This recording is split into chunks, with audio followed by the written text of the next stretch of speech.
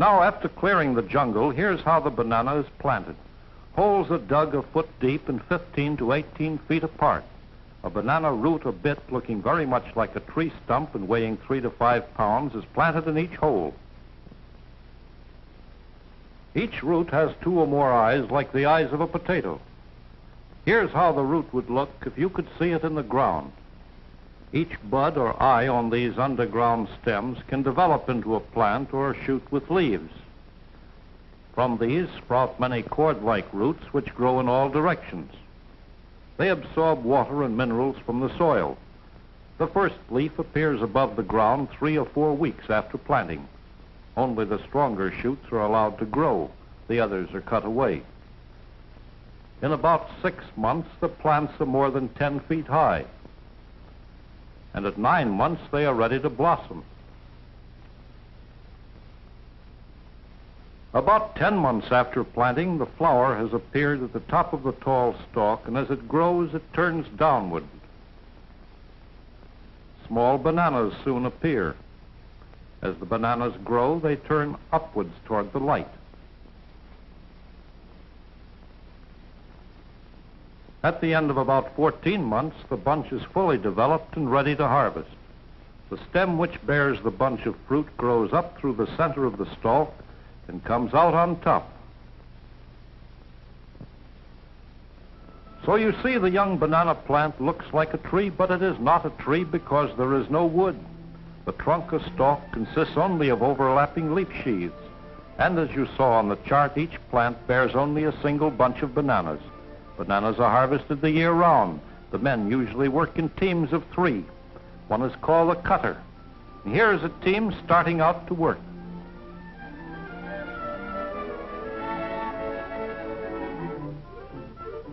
The cutter uses a sharp-edged tool on the end of a pole to nick the plant a few feet below the bunch. See how he does it? As the plant bends, the bunch comes down on the shoulder of another man who is called a backer. Each bunch weighs from 50 to 75 pounds. When a man has to carry this load on his back, it is easy to understand why he is called a backer. The fruit must be cut at just the right stage of growth, when the bananas are not too fat or not too thin. Each plant is cut down when its bunch has been harvested. The bunch is made up of clusters called hands. Each hand has from 12 to 20 bananas, and each bunch has from 6 to 14 hands. Now, how many bananas are in the bunch? The bunches are laid carefully on padding to keep them from being bruised. Rough handling at this point leaves bruise marks on the tender fruit. The whole operation, right from the first cutting, is planned and timed. For from the moment the truck arrives to start the bananas on their way to you, everything runs on schedule. Even as the bananas are loaded for the first stage of their journey, a ship of the Great White Fleet is on its way, scheduled to make port at the same time the bananas arrive from the plantation. Notice how padding is placed over the bunches at all times to protect them from the sun, to keep them from being scarred by rough handling.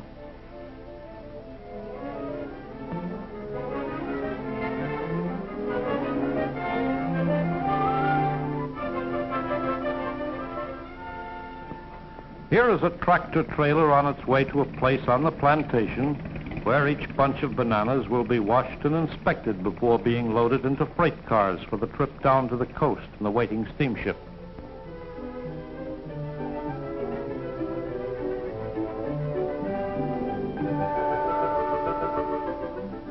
See how each bunch is dipped several times. Great care is taken to see that the bunches are clean before they leave the plantation.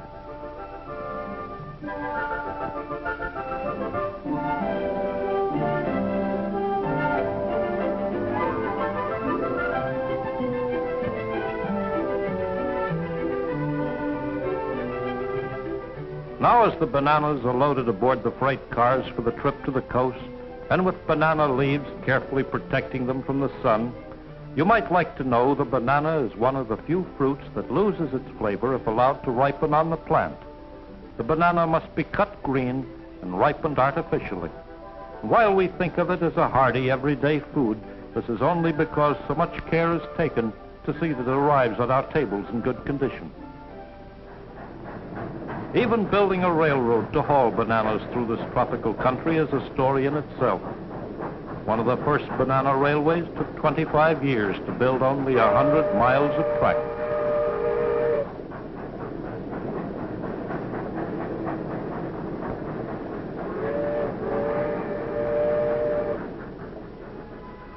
The ship, one of the great white fleet, meets the train. Then begins the race against time to get the bananas into the air-conditioned hold of the ship.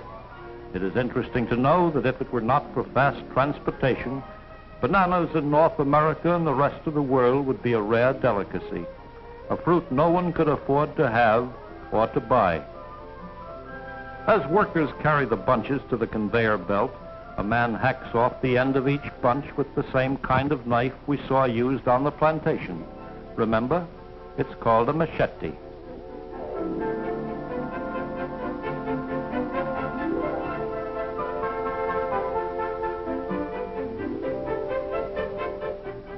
The conveyor belt, which carries the bananas from the dock to the ship, even has canvas pockets to protect the fruit. An inspector watches each bunch as it comes aboard. If he thinks a bunch will ripen too soon, it is taken off and used.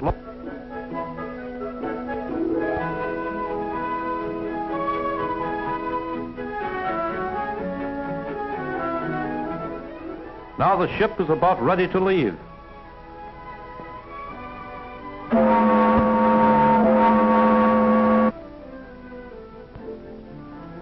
Within 12 hours, 10 million bananas have been taken aboard and the ship is on its way to the United States.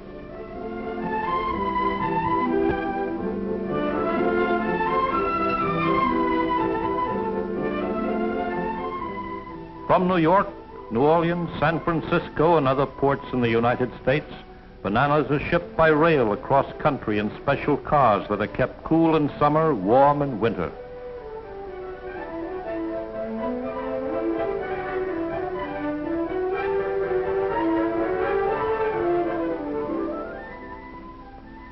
Arriving at their destination, the green bananas are bought by the wholesaler, who hangs them on racks in a warm ripening room. The bunches are kept hanging anywhere from 3 or 4 days to a week.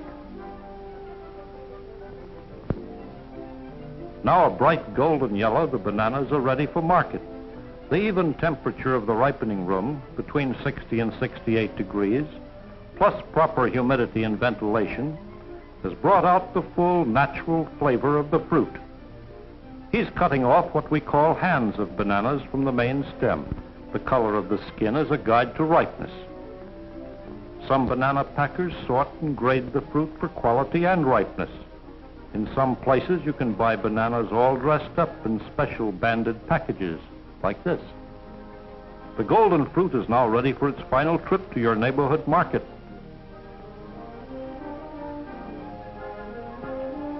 Carefully boxed to keep them from bruising, bananas are bought by the pound and sold by the pound.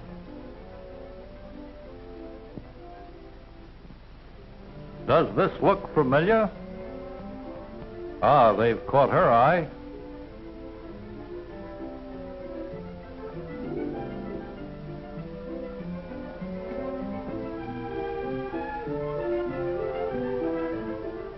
Bananas are a favorite breakfast fruit in every home. Sliced over hot or cold cereal, they top off any dish and help start the day right.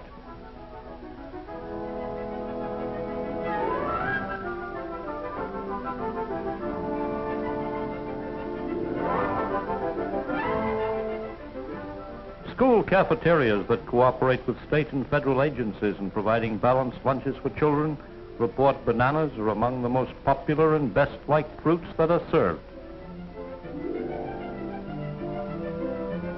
Bananas can be served in many different and many attractive ways. Blended with fruits, nuts, and gelatins, they provide high food value and nourishment.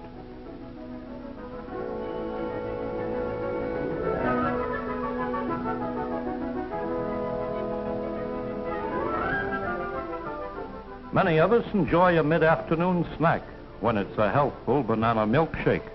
If you don't have an electric mixer, just mash a fully ripe banana into Mother's mixing glass, pour in cold milk, and beat until smooth. Doesn't that look good? Yes, and it's nourishing too. And for dinner, see what Mother has for dessert. Banana gingerbread shortcake. Just another of the many tempting ways in which this nutritious fruit can be prepared. So now that you've seen where bananas come from before they reach your table, our journey to Banana Land is ended. We hope you enjoyed the trip. We know you like bananas.